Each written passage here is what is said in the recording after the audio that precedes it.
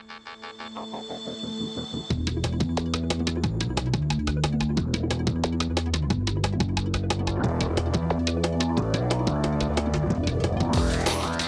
দর্শক, আরেকবার স্বাগত জানাচ্ছি আপনাদের সবাইকে আয়ন পর্দায়। এবং কথা বলছিলাম বাংলাদেশের দুজন প্রবীণ রাজনীতিবিদ, সাবেক মন্ত্রী ছিলেন এবং সাবেক এমপি ছিলেন, জনাব বরকতুল্লাহ বুলু সাহেব এবং জনাব রাশেদ খান মেনন সাহেব। আমি জনাব রাশেদ খান মেনন সাহেব, আপনি কি আমাকে শুনতে পাচ্ছেন আবার? জি, একটি প্রশ্ন যেটা আমি আপনার কাছে এর আগে করছিলাম যে শপিং সেন্টার খুলে দেওয়া হচ্ছে, গার্মেন্টস খুলে দেওয়া হচ্ছে।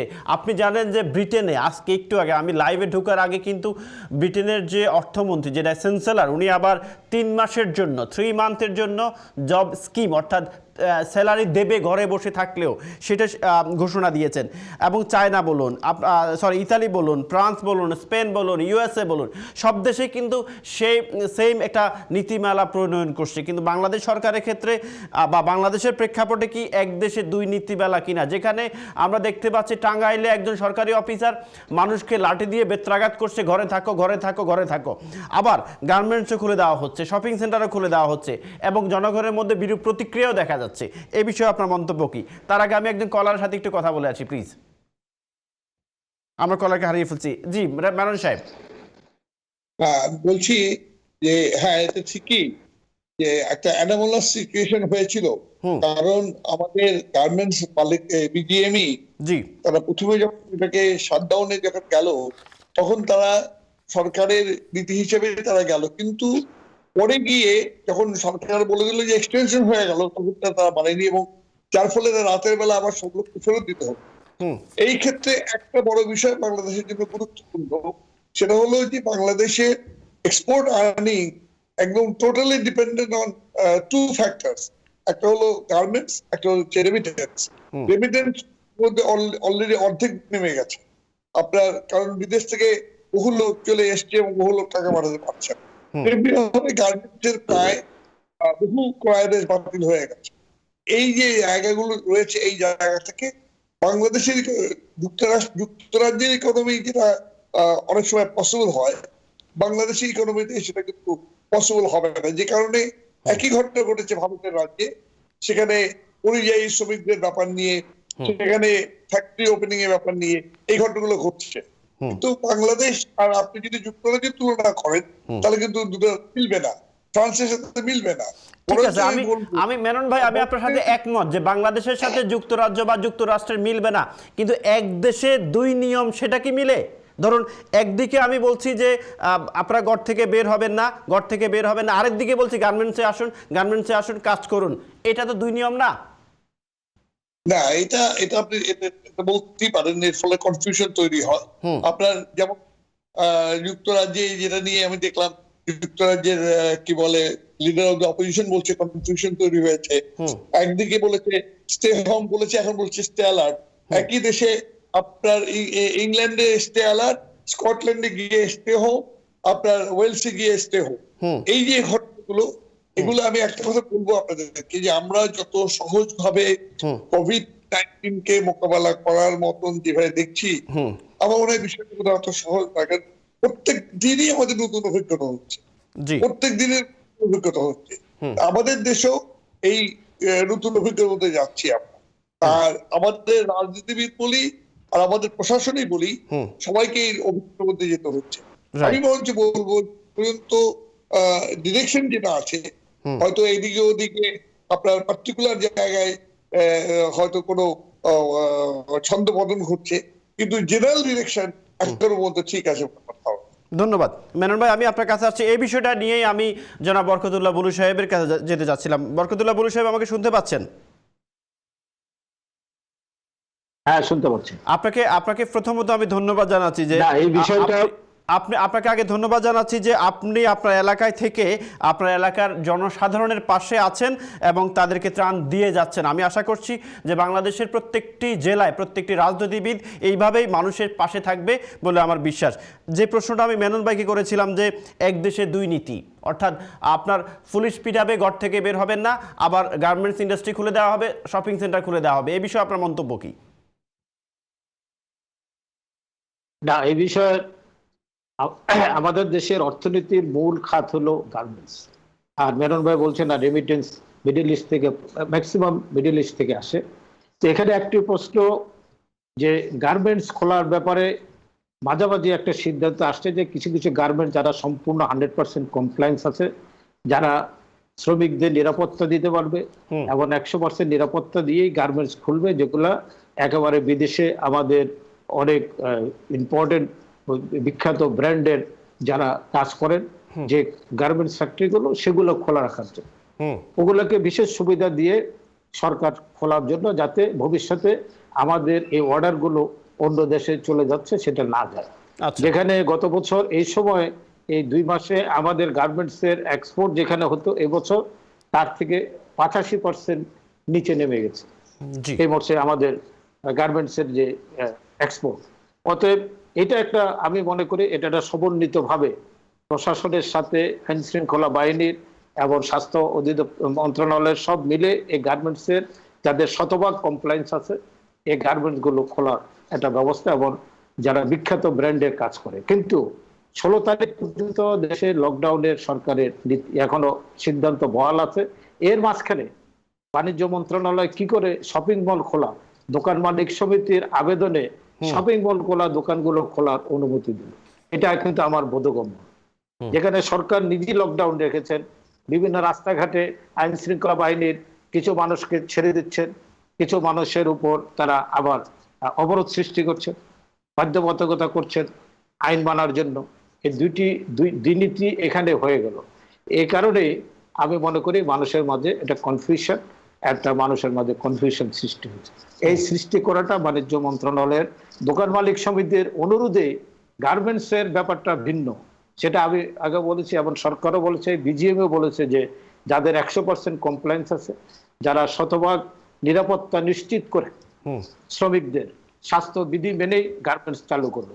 আর দোকান মালিক সমিতিরা তো কোনো কিছু নিরাপত্তা দিতে পারবে না। একটা মার্কেট খুললে সেখানে হাজারো লোক চলে যাবে, এবং দোকান আমাদের দেশের মার্কেটগুলো দেখবেন একজনের গা ঘেঁষে আরেকজন মার্কেটে ঢুকতে হয়। যেগুলো বড় মার্কেট শপিং মল যেমন বসুন্ধরা, তারপরে আপনার যমুনা, ফিউচার পার্ক, তারপরে স্টার, নিউ মার্কেট, এরা কিন্তু আগেই মানা করে দিয়েছে যে আমরা আমাদের মার্কেট শপিং মল ওপেন করব, যেখানে পরিসর যথেষ্ট পরিমাণে স্বাস্থ্যবিধি সম্মত ভাবে দোকান খোলার ব্যবস্থা আছে, তারা কিন্তু খুলে নেই। যে সমস্ত দোকানগুলো খোলার অনুমতি দিল সেগুলো হলো একটা মানুষ ঢুকতে হলে আরেকজন মানুষের গা ঘেঁষে যেতে হবে। আর এই রোগটা হলো একজনের গার সাথে আরেকজনের গা, একজনের নিঃশ্বাস আরেকজনের লাগলে এই রোগটি ছড়াতে পারে, সংক্রমণ হতে পারে। অতএব আমার মনে হয় এই সিদ্ধান্তটি বাণিজ্য মন্ত্রণালয় কিভাবে নিল, এই সিদ্ধান্তটি সঠিক হয়নি। আমি মনে করি সরকার এই সিদ্ধান্তটি পুনর্বিবেচনা করবেন, যাতে 16 তারিখ পর্যন্ত দেখে আপনি তারপরে সিদ্ধান্ত নিতে পারবেন। কিন্তু এটা কিন্তু সঠিক হয়নি এই সিদ্ধান্তটি। ধন্যবাদ। আমি বরকতুল্লাহ বুলু সাহেব, আমি আপনার কাছে আসছি। আমি মেনন ভাই, আপনি কি আমাকে শুনতে পাচ্ছেন? হ্যাঁ, শুনছি, বলেন। মেনন ভাই, জনাব বরকতুল্লাহ বুলু সাহেব যে কথাটি বলছেন যে বাণিজ্য মন্ত্রণালয়ের এই সিদ্ধান্তটা উনি বোধগম্য নন, অর্থাৎ সরকার যে সিদ্ধান্তটা নিয়েছে শপিং মল খোলার ক্ষেত্রে, এটি কোভিড-19 অর্থাৎ করোনা ভাইরাস ছড়ানোর ক্ষেত্রে অনেক বেশি ভূমিকা রাখবে বলে উনি মনে করেন। আপনি কি মনে করেন? না, আমি তো পত্রিকায়, আমাদের পার্টি পত্রিকায় বিবৃতি দিয়েই বলেছে। আপনাকে আমি জানাচ্ছি যে আমরা যেদিন শপিং মল খোলার ডিসিশন হলো সেদিন আমরা বিবৃতি দিয়ে বলেছি যে এই সিদ্ধান্ত কার ভিত্তিতে, কোন টেকনিক্যাল কমিটির কোনো পরামর্শ দিয়েছে কিনা বা এই ধরনের, এটা আমাদের স্পষ্ট করতে হবে। কারণ যখন আমাদের ক্রমণ ঊর্ধ্বমুখী এবং মৃত্যু ঊর্ধ্বমুখী, তখন এটা সুইসাইডাল হবে। এই শব্দটা আমরা ব্যবহার করেছি যে এটা আত্মঘাতী সিদ্ধান্ত হবে। এই ক্ষেত্রে বললাম যে এই সমন্বয়হীনতা তো এখানে কাজ করেছে। এই ব্যাপারে তো উনিও যেমন দ্বিমত পোষণ করেন, আমিও দ্বিমত পোষণ করছি না। মেনন ভাই, এই সিদ্ধান্তের জন্য আপনি কাকে দায়ী করবেন? আমি একই সঙ্গে এই জন্যই দোকান মালিক যারা, শপিং মলের মালিক যারা বড় বড়, যেমন বসুন্ধরা বলেন, যেমন ফিউচার পার্ক বলেন, অথবা নিউ মার্কেট বলেন, অথবা চট্টগ্রাম বলেন, অথবা সিলেট বলেন, যে তারা কিন্তু, রাজশাহীতে বলেন, তারা কিন্তু সিদ্ধান্ত নিয়েই দোকান কিন্তু বন্ধ রেখেছে। সুতরাং আমার মনে হয় যে এটা জনগণ তাদের অভিজ্ঞতা দিয়ে এই জায়গা ঠিক করেছে, যেখানে দোকান মালিক সমিতি বলি অথবা বাণিজ্য মন্ত্রণালয় বলি, তারা এই ব্যাপারে এই হিসাবটা তাদের। মেনন ভাই, এই ব্যর্থতার এই যে এইটা একটা মিসকমিউনিকেশন, মিসআন্ডারস্ট্যান্ডিং অথবা মানে এক এক জায়গায় এক এক সিদ্ধান্ত, এই ব্যর্থতার দায়ভারটা কে নেবে বলে আপনি মনে করেন? জনগণ, ব্যবসায়ী সমিতি নাকি সরকার? সব মিলিয়ে তো দায়িত্ব যখন সরকারের, তখন তো সরকারকেই নিতে হবে, কোনো সন্দেহ নেই। কিন্তু সব মিলিয়ে এটা তো আমি তো এক কথা বলি যে এটা কিন্তু একা সরকারের লড়াই না, এটা আমাদের সবার লড়াই, এবং এই লড়াইয়ে সবাইকে অংশ নিয়েই আমাদেরকে এগোতে হবে, এছাড়া হবে না। আপনার কথা আমি সম্পূর্ণ একমত মেনন ভাই, যে সবাইকে সম্মিলিতভাবে আসতে হবে। কিন্তু আগামীকালকে বা আজকে এখন বাংলাদেশে 9টা বাজছে, 10টা বাজে যদি একটা অ্যালার্ট জারি করা হয় সরকারের পক্ষ থেকে যে কোনো শপিং সেন্টার খোলা হবে না আনটিল এই ডেট পর্যন্ত, সেই ক্ষেত্রে কি কোনো ব্যবসায়ী সমিতি বা কোনো শপিং সেন্টার ওনারের সাধ্য আছে, সাহস আছে সেই শপিং সেন্টার অন করার জন্য, ওপেন করার জন্য? না না না, তারা করবে না। তাহলে এই অ্যালার্ট, এইটার দায় নিতে হবে তো সরকারকে। হ্যাঁ নিশ্চয়ই, তারা এই সিদ্ধান্তের সাথে যুক্ত, তাদেরকে দায়িত্ব নিতেই হবে। আচ্ছা, আমি আরেকটা বিষয়, আমাদের হাতে আর 10 মিনিট টাইম আছে মেনন ভাই, একটা বিষয় আমি আপনাকে একটু জড়াতে চাচ্ছি। বাংলাদেশের 6 কোটি মানুষ নিয়ার অ্যাবাউট, যে এরা হচ্ছে দিনে এনে দিনে খায়, ওয়ান কাইন্ড অফ আপনার এদের কোনো ইন্ডাস্ট্রি নেই, কোনো জবও নেই অনেকের। এই লোকগুলো কিন্তু আস্তে আস্তে আরও 2-1 মাস পরে কিন্তু মানে খাদ্য ঘাটতিতে পড়বে, অর্থাৎ তাদের খাবার থাকবে না। এই বিষয়ে কোনো স্ট্র্যাটেজি আছে কিনা আপনাদের? না, আমি মনে করি যে এই বিষয়ে কতগুলো ভালো উদ্যোগ নেওয়া হয়েছে, এবং আমি মনে করি প্রথম হচ্ছে খাদ্য বান্ধব কর্মসূচিতে এই যে একটা তো হচ্ছে সাধারণ ত্রাণ জিআর দেওয়া, সেটা তো সাধারণ ব্যাপার, কিন্তু যেটা আছে, যেটা গুরুত্বপূর্ণ, সেটা হচ্ছে খাদ্য বান্ধব কর্মসূচিতে 10 টাকা দরে যে চাল বিক্রি করে তাদের দেওয়া। এটা প্রথমে ছিল, এটা নিয়ে একটা সমস্যা হচ্ছিল যে ওএমএস এর এই বিশেষ ওএমএস করতে গিয়ে স্বাস্থ্যবিধি আবার লঙ্ঘিত হচ্ছিল, সেটা বন্ধ হয়ে গেছিল। এখন যেটা হচ্ছে সেটা হলো যে এর সাথে যুক্ত করে 50 লক্ষ পরিবারকে আপনার কি বলে 2,500 টাকা করে মাসিক তাদেরকে দিয়ে দেওয়া হচ্ছে। এতে দুটো কাজ লাভ হবে, একটা হলো তার যেমন সহায়তা হবে, তেমনি অর্থনীতিতে চাহিদা সৃষ্টি হবে। ধন্যবাদ। কারণ ওই অর্থনীতি রোল করলে পরে অর্থনীতি সেগুলো ঘুরবে, এই ধরনের পদক্ষেপগুলো। আর অন্যদিকে আপনার যারা একেবারেই মানে দিন আনে দিন খায় অথবা সামাজিক নিরাপত্তা বলয়ের মধ্যে আছে, আপনি দেখবেন যে সামাজিক নিরাপত্তার যে কর্মসূচি, এটাকে অনেক দূর বাড়ানো হয়েছে। বিশেষ করে যে 100টি উপজেলা সবচেয়ে দরিদ্র প্রবণ, সেই 100 উপজেলাতে সুনির্দিষ্ট আকারে কিছু ব্যবস্থা এখানে গ্রহণ করা হয়। এখন এর বাস্তবায়ন কতখানি সঠিকভাবে করতে পারবো আমরা, সেটা আমরা জানি না। আমি একজন কলার সাথে কথা বলে আবার আপনার কাছে আসছি, প্লিজ। কলার, আসসালামু আলাইকুম। ওয়ালাইকুম আসসালাম। আমি বড়তরবুল সাহেবের কাছে প্রশ্ন করব যে ওনার নির্বাচনী এলাকায় এ পর্যন্ত কতটুকু ত্রাণ সামগ্রী বিতরণ করছে, উনি বলবেন কি? উনি ওনার নির্বাচনী এলাকায় এখন পর্যন্ত কতটুকু ত্রাণ বিতরণ বা ত্রাণ সামগ্রী বিতরণ করেছেন, উনি আসবেন একটু পরেই, উনি এ বিষয়ে আপনার প্রশ্নের উত্তর দেবেন, আপনি দেখতে থাকুন। মেনন ভাই, একটি কথা আপনি বলছেন যে সরকার আপনার 2,500 টাকা করে দিচ্ছে, এটি অর্থনৈতিক চাকাকে শক্তিশালী করবে এবং মানুষের খাদ্য ঘাটতিও পূরণ হবে, দ্যাটস ট্রু। কিন্তু আপনি কি মনে করেন যে এই 50 লক্ষ পরিবার ইজ এনাফ ফর আমাদের এই হতদরিদ্র বাংলাদেশের জন্য? বাংলাদেশে কি অনেক বলিনি কখনো, আমি বলছি প্রাথমিক উদ্যোগ, এবং এখানে কিন্তু অনেকগুলো উদ্যোগ কাজ করছে। জি, একটা হচ্ছে কৃষকদেরকে প্রণোদনা উদ্যোগ কাজ করছে, একটা হচ্ছে দরিদ্র বান্ধব কর্মসূচিটা কাজ করছে, এবং এই যে এতজন আমাদের তো ইতিমধ্যে আমরা দারিদ্র সীমার দিকে অনেক অর্জন করেছিলাম, আমরা 21% নেমে এসেছিলাম, এবার এই ধাক্কায় আমরা আবার পিছিয়ে যাব। এই জায়গাগুলোকে নিয়ে স্ট্র্যাটেজি গুলো আমি মনে করি আগামী বাজেটে যখন আসছে তখন এই স্ট্র্যাটেজি গুলো সেখানে আরো কাজ, ইমিডিয়েট যে কাজগুলো হচ্ছে যে আপনি 1 মাস 2 মাস 3 মাসের জন্য আপনি এটাকে বলেন, যেটাকে বলা হয় যে আর কি মানে স্টপ গভ অ্যারেঞ্জমেন্ট, এই স্টপ গভ অ্যারেঞ্জমেন্ট হচ্ছে। কিন্তু আমাদেরকে অনেকগুলো পরিকল্পনায় যেতে হবে। একটা হলো যেমন হচ্ছে এখন মানে স্বল্প মেয়াদী, একটা হচ্ছে মধ্যমেয়াদ, একটা হচ্ছে দীর্ঘমেয়াদ। ধন্যবাদ। এই সপ্তাহে আমি জনাব বরকতুল্লাহ বুলু সাহেবের কাছে যাওয়ার আগে শেষ একটি প্রশ্ন। আপনি বলছেন যে 10 টাকার চালের কথা আপনি নিয়ে আসছেন, চাল শব্দটি যেহেতু নিয়ে আসলো সেহেতু একটি প্রশ্ন আমাদের মধ্যে চলে আসে যে এই অবস্থায়ও কিন্তু বাংলাদেশে চাল চোর ত্রাণ চোর হচ্ছে এবং এদেরকে সঠিকভাবে শায়েস্তা করা হচ্ছে কিনা বা কেন হচ্ছে, আপনি কি মনে করেন? আমি তো মনে করি যে এই চাল চুরির যে ঘটনা এটা খুবই দুঃখজনক ঘটনা, কিন্তু আমরা লক্ষ্য করেছি যে জনপ্রতিনিধিদের একটা বড় বেশ কজনই তারা ধরা পড়েছে। একটা ব্যবস্থা কিন্তু নেওয়া হয়েছে, সেটা আমাদের জানা উচিত যে যারাই চাল চুরিতে ধরা পড়ছে তাদের এখন কিন্তু মেম্বারশিপ চেয়ারম্যানশিপ চলে যাচ্ছে, অন্তত এটুকু হয়েছে। আমি মনে করি আপনি কি মনে করেন আমি চুরি করলাম আমার মেম্বারশিপ শেষ হয়ে গেল, ধরুন আমি ঢাকা বোর্ডের স্টুডেন্ট ছিলাম, আমি জাল সার্টিফিকেট নিয়ে আমি অনার্স কমপ্লিট করলাম, এখন শুধু সার্টিফিকেট ক্যান্সেল করে দেওয়া উচিত হবে নাকি দিস ইজ এ ক্রাইম এবং আমাকে কোর্টে নিয়ে শাস্তি দেওয়া উচিত? তাদের বিরুদ্ধে মামলা হচ্ছে, মামলা হয়নি এরকম না, কারণ আমাদের তড়িৎ গতিতে দ্রুত বিচার আইন তো বাংলাদেশে আছে, তাই না? এখন তো এই মুহূর্তে সমস্ত আইন বিচার সব থমকে আছে। কারণ আপনাকে এক্সাম্পল তৈরি করতে হবে মেনন ভাই, এক্সাম্পল তৈরি করলেই কিন্তু আরেকজন দেখবে যে আমি চুরি করছি, আমার এই শাস্তি হলো, তাই আর আরেকজন চুরি করবে না, তাই নয় কি?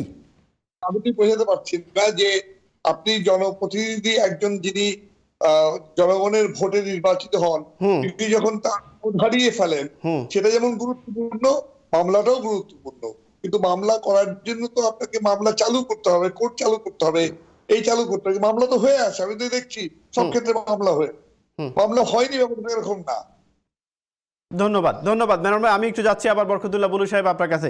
বরকতুল্লাহ বুলু সাহেব, দুটো জিনিস, একটা হচ্ছে যে একজন কলার প্রশ্ন করেছেন আপনার এলাকার ত্রাণের অবস্থা নিয়ে, আপনার অবস্থা নিয়ে এবং আপনি কিভাবে ত্রাণ করছেন কিনা, কি করছেন এই বিষয়ে। সেকেন্ড হচ্ছে যে খাদ্য ঘাটতি যে তৈরি হচ্ছে এই বিষয়ে সরকারের বর্তমান অবস্থা এবং বাংলাদেশের মানুষের অবস্থা কি, প্লিজ।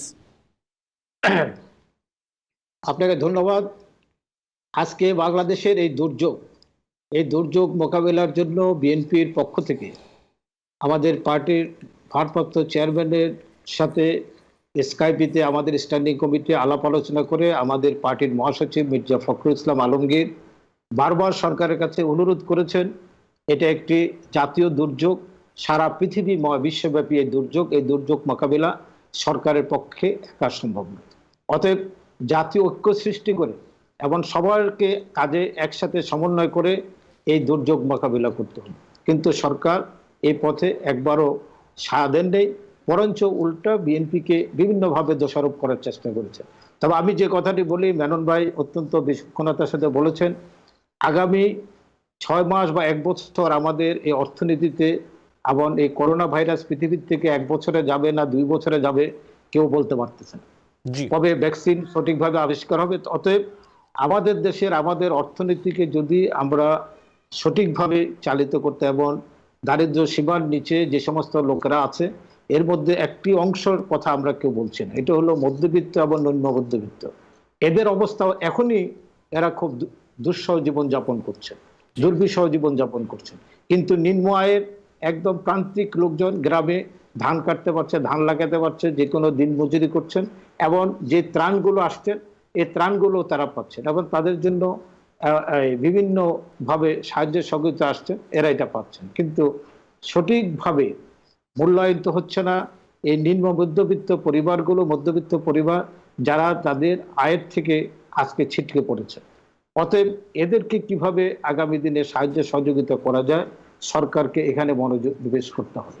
আরেকটি বিষয়, আমাদের দেশের এই যে এটা শহীদ প্রেসিডেন্ট জিয়া রহমান শুরু করেছিলেন, এদেশে পোল্ট্রি, তারপরে হ্যাচারি, ডেয়ারি, এই যে বিপ্লব উনি এনেছিলেন, এই যে আজকে লক্ষ লক্ষ ছোট ছোট পোল্ট্রি আমাদের শিল্প গ্রামে আছে। এই যে আপনি দেখবেন ফিশারির যে হ্যাচারিগুলো হয়েছে, হাজার হাজার লক্ষ লক্ষ হ্যাচারি, এদের কিন্তু আজকে এদের পোনা মাছ উৎপাদনও করতে পারছে না, এরা বিক্রি করতে পারছে না। গ্রামে যে ডিম দেয় ছোট ছোট পোল্ট্রিগুলো, ডিম এর খামার করেছেন, এরা মুরগির ডিমগুলো আগে যে ডিমটা 10 টাকা বিক্রি করতে পারতো, এটা এখন 5 টাকা 6 টাকাতে নেমে গেছে। আবার সেভাবে কাস্টমারও এক জায়গার থেকে আরেক জায়গায় যেতে পারছে না। এই এবং পোলট্রি শিল্প, মুরগির খামারগুলো, এই শিল্পগুলোকে যারা মৎস্য চাষ করছেন, এই শিল্পগুলো এখানে লক্ষ লক্ষ পরিবার নয়, কোটি পরিবারের উপর হবে। এদের প্রতি সরকারকে মনোনিবেশ করতে হবে, এদেরকে কিভাবে সাহায্য সহযোগিতা দিবেন এবং এই শিল্প খাতটি চালু রাখতে হবে। শুধু বড় বড় শিল্প খাতগুলোকে ওদের অবকাশ দেবেন, ওদের অবলম্বন করে দেবেন, ওদের ইন্টারেস্ট মকুব করে দেবেন, হাজার হাজার কোটি টাকা ওদেরকে বাঁচিয়ে রাখবেন, কিন্তু প্রান্তিক লেভেলে এদেরকেও কিভাবে আপনি ঋণ দেবেন, এদের কিভাবে ঋণ মকুব করবেন, এদের ইন্টারেস্ট কিভাবে মকুব করবেন, সেই দিকেও মনোনিবেশ করতে হবে। আর আমার যে ভাই প্রশ্ন করেছেন, আমি আমার নির্বাচনে, আমি আগে বলেছি, এটা বারবার বললে দেখতে খারাপ দেখা যায়, 16টি ইউনিয়ন, 9টি ওয়ার্ড, এর বাইরেও আরেকটি সেনবাগ উপজেলার নির্বাচনী এলাকা নাটেশ্বর ইউনিয়নে, সব মিলিয়ে এ পর্যন্ত প্রায় আমাদের কাছে হিসাব আছে 1,15,00,000 থেকে 20 লক্ষ টাকা ত্রাণ আমরা সমন্বিতভাবে এই বিএনপি পরিবার থেকে আমাদের পার্টির চেয়ারপারসনের নির্দেশে আমরা এই ত্রাণ কাজ পরিচালনা করছি, এবং এই ত্রাণ কার্যক্রম আমাদের যতদিন প্রয়োজন হয় ততদিন আমরা অব্যাহত রাখবো আমাদের যথাসাধ্য সামর্থ্যের মধ্য দিয়ে। ধন্যবাদ জনাব বরকতুল্লাহ সাহেব, আপনার ধন্যবাদ। আমি যাচ্ছি মেনন সাহেব, আপনার শেষ কথা কি আমাদের দর্শকদের জন্য এই এই করুণ সময়ে এবং প্রবাসী বাংলাদেশিদের জন্য? রাইট, একটি বাঙালি সবসময় এই ধরনের যে কথা বরকতুল্লাহ বলেছে, দুর্যোগ ব্যবস্থাপনা আমরা রোল মডেল পৃথিবীর কাছে। সেই ক্ষেত্রে আমি কথা বলতে চাই যে বাঙালি তার নিজের যে মধ্যে আত্মশক্তি রয়েছে, সেই আত্মশক্তি মূল্যায়ন হয়ে এ ধরনের দুর্যোগ মোকাবেলা করেছে। করোনা ভাইরাসের ক্ষেত্রে বাঙালি সেই জায়গায় এগিয়ে যাবে, অন্ধকারের পরে আলো আসবে, ওতে আশা নিয়ে যেন আমরা সবাই মিলে ঐক্যবদ্ধ ভাবে এগিয়ে যাই, এটাই আমার সবার কাছে আবেদন।